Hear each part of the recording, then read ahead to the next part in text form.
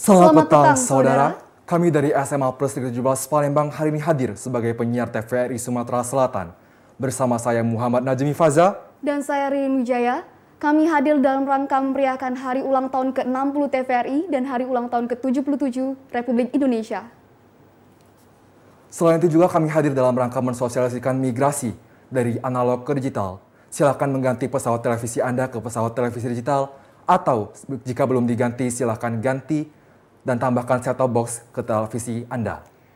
Saksikan terus kami di Sumatera Selatan hari ini dan cintailah TVRI. Rangkaian Sumatera Selatan hari ini akan diawali dengan 2 cuplikan berita utama.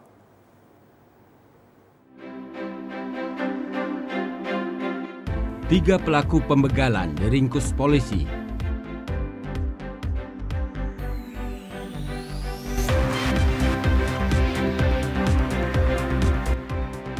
ASN dan pegawai kontrak di Pemkab Pali wajib booster.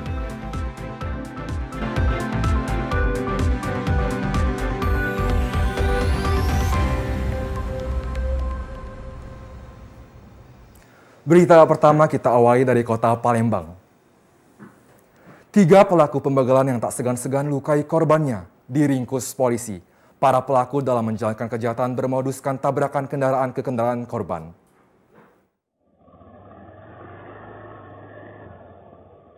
Inilah rekaman CCTV saat pelaku melakukan aksi pembegalan di daerah perkampungan di Kecamatan Kemuning.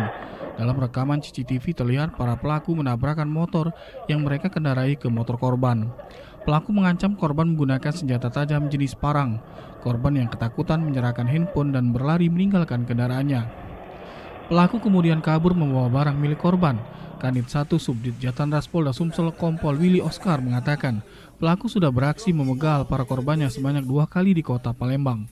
Berita selanjutnya, saudara, pelaku pembunuhan pekerja dinas kebersihan ditangkap polisi yang dibantu anggota TNI AU Lanut Sri Mulyono saat pelaku keluar dari persembunyiannya di hutan.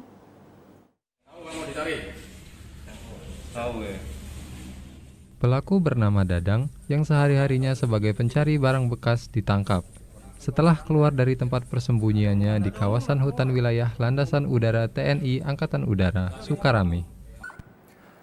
Satuan Reskrim Polrestabes Palembang menggerebek tempat persembunyian pelaku pembacokan terhadap seorang PNS di Palembang. Pelaku ditangkap beserta senjata tajam untuk melukai korban. Unit Pidana Umum dan Tekap 134 Polrestabes Palembang menggerebek rumah ED yang merupakan otak pembacokan terhadap Aditya yang merupakan pegawai negeri sipil di pemerintah kota Palembang. Untuk informasi selanjutnya akan kami sampaikan setelah jeda pariwara berikut. Tetaplah bersama kami dalam Sumatera Selatan hari ini.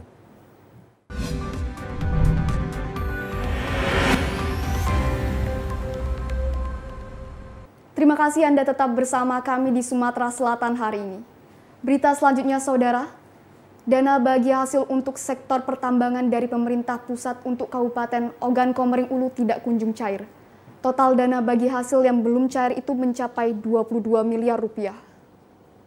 Untuk tahun 2019 dan tahun 2020, pemerintah Kabupaten Ogan Komering Ulu belum menerima dana bagi hasil sektor pertambangan dari pemerintah pusat.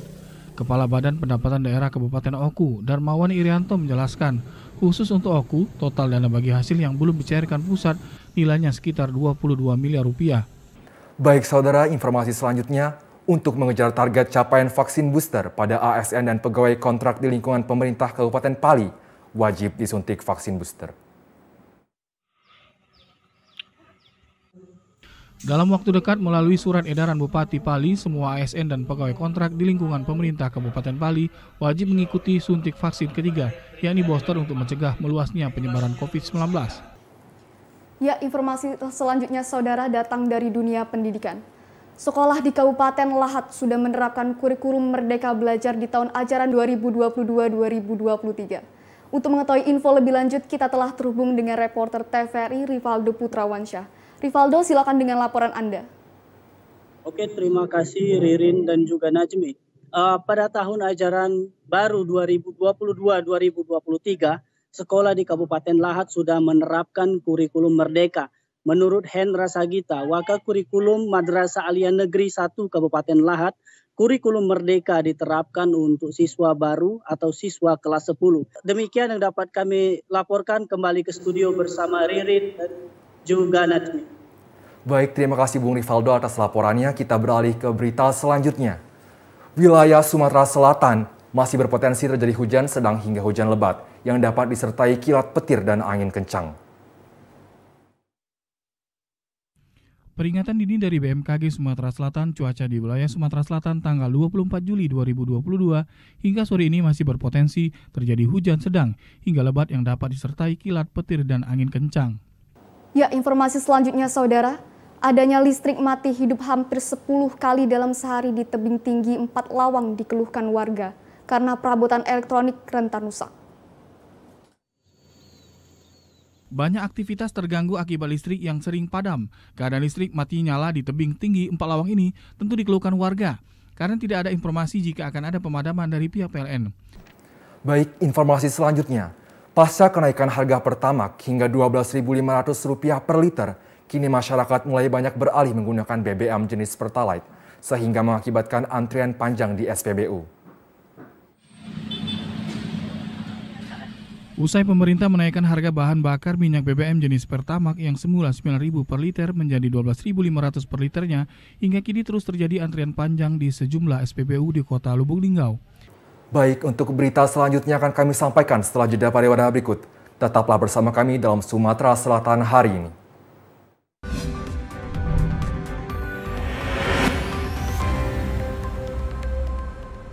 Terima kasih saudara, Anda tetap bersama kami di Sumatera Selatan hari ini.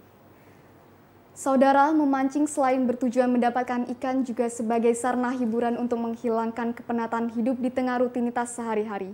Destinasi memancing di Sumatera Selatan, salah satunya adalah perairan Sungsang.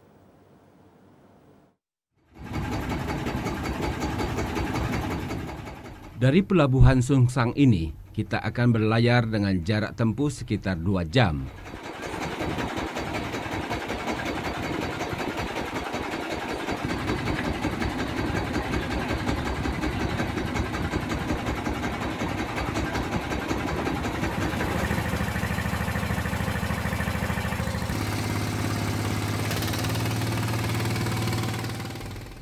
Destinasi kita adalah Bagan yang berada di tengah laut di Selat Bangka. Dengan kapal kayu bermesin 24 PK ini, kita mengarungi perairan Sungsang menuju tengah laut menuju Bagan.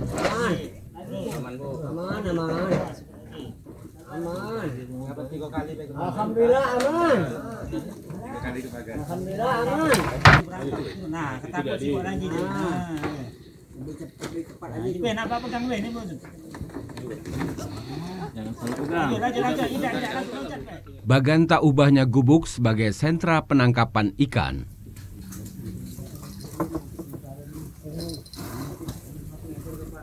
Di Bagan inilah kami memancing, sementara petugas Bagan sibuk menangkap ikan dengan alatnya sendiri. Kenapa budak tikus mau makan?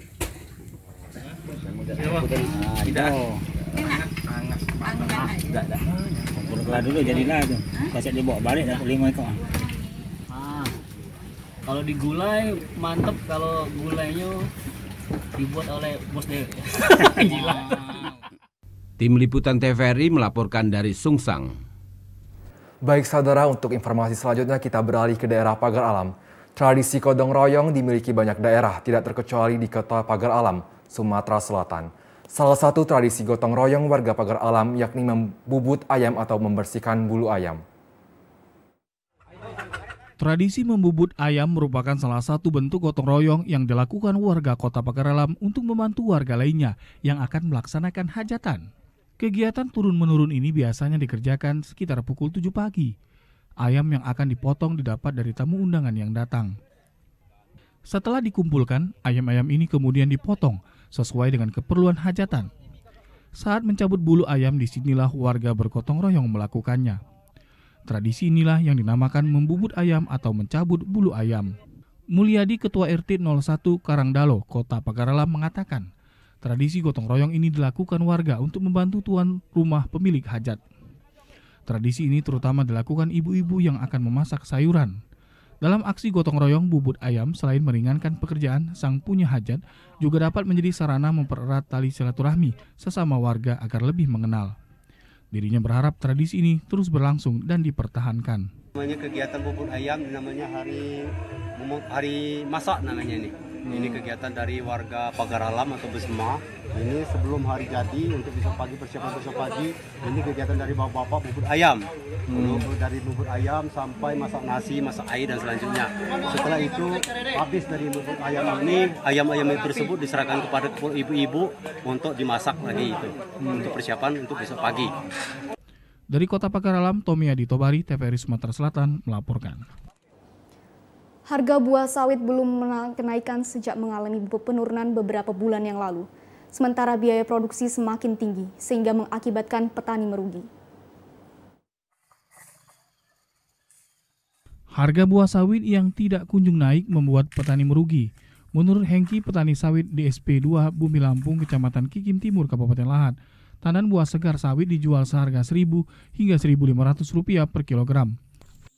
Saudara, masih dari dunia perkebunan dan perdagangan, stok cabai yang berkurang membuat harga komoditi ini melonjak tinggi.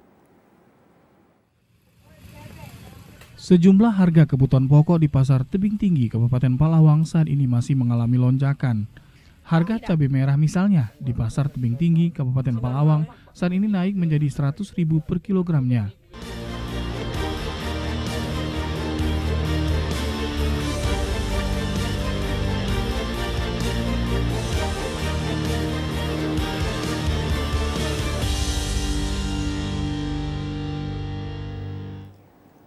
Pembinaan sepak bola usia dini merupakan cara membangun pondasi tim nasional Indonesia yang berkualitas. Sebanyak 12 tim dari Kota Palembang ikut ambil bagian dalam turnamen yang diadakan Forum Sepak Bola Generasi Indonesia. Turnamen yang diadakan khusus untuk pemain yang berumur 8 hingga 11 tahun ini bertujuan menyaring pesepak bola handal sejak dini. Mereka nantinya dapat menjadi pondasi bagi lini tim nasional Indonesia. Ketua Forum Sepak Bola Generasi Indonesia mengatakan hal semacam ini nantinya akan terus dilakukan, bahkan sampai ke tingkat provinsi dan nasional. Mengingat Forum Sepak Bola Generasi Indonesia sampai dengan saat ini sudah ada 34 provinsi di Indonesia. Jadi agenda ini adalah agenda pertama kami di tahun 2022 ini, dan insya Allah ini akan dilaksanakan setiap tahun. Kita akan mengadakan untuk festival Persegi tingkat Kota Palembang untuk U10 dan U12. Kita dapat dukungan juga, kita minta bantuan dari Aspek Kota, kemudian juga Aspek Provinsi untuk PSSI. Kemudian tadi pembukaan juga dibuka oleh Bapak Sekda Ratu Dewa yang sudah berkesempatan hadir untuk membuka, dan juga tadi ada Ibu Sekum dari PS Palembang juga ikut hadir membantu dan mensupport kegiatan kita hari ini. Terselenggara turnamen semacam ini disambut baik oleh pemain usia dini. Dengan kegiatan semacam ini senang atau Cak Mano? Senang ya? Masih nomor 4. Dengan adanya Cak ini Cak Mano, Nas, kira-kira Nas pengen Cak ini ada lagi atau tidak ke depannya? Ya ada lagi, pengen. Pengennya harapannya ya. Anas umurnya berapa sekarang? Diperoleh informasi nantinya pesepak bola ini akan diberikan coaching klinik oleh mantan pemain tim nasional Indonesia Budi Sudarsono. Dika Saputra, Tim Liputan TVRI Sumatera Selatan melaporkan. Baik, informasi selanjutnya. Tim basket PLN WS2JB berhasil melaju ke babak semifinal Sriwijaya Cup Competition tahun 2022. Sementara tim semifinal lainnya akan ditentukan tim basket antara Bang Sumsel Babel melawan ASN Sumsel.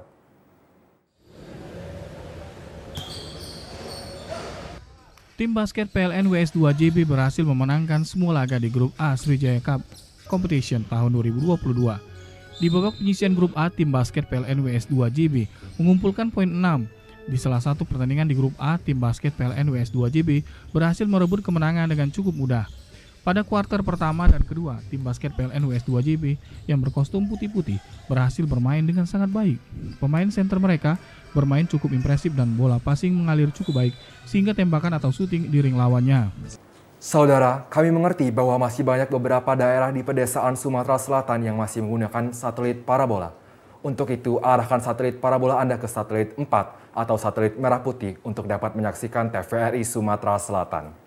TVRI Sumatera Selatan juga dapat Anda saksikan melalui aplikasi Klik TVRI dan UTV. Sekian berita Sumatera Selatan hari ini. Sampai jumpa.